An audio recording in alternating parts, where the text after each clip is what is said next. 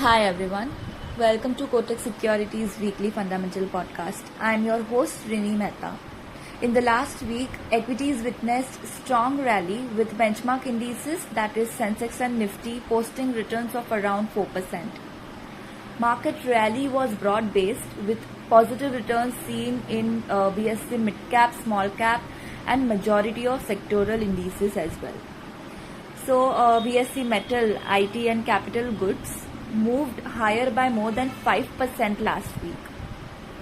Guys, equity markets seem to have received support from hope of peaking inflation amid decline in commodity prices and slowdown in FII selling.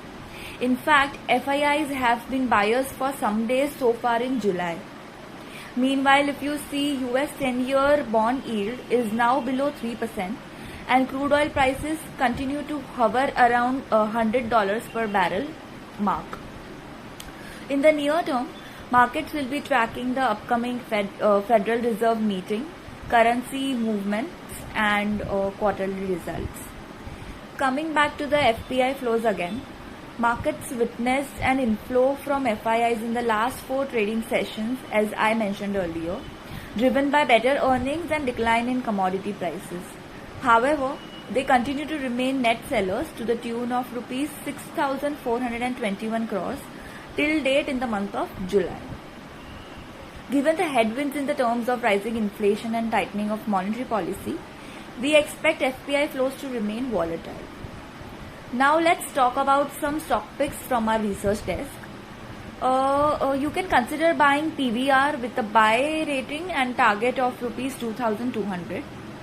ATP and SPH, that is average ticket price and spending per head on food and beverages, compensated for shortfall in ad revenues and occupancy.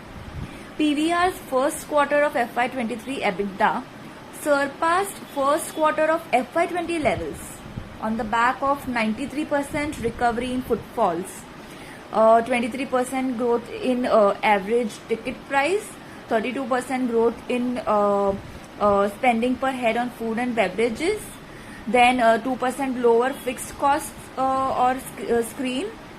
EBITDA margin, which was at 19.2%, was decent in view of a shortfall in ad revenues, which saw around 68% recovery, and occupancy, which was 33.6% due to weak Bollywood content. Now, so we trim FY23-24 EBITDA estimates by 5% and increase fair value to rupees 2,200 from 2,000 earlier, as we factor in about 50% of the optionality from the merger. Finally, our pick of the week is ICICI Prudential Life with target of rupees 650.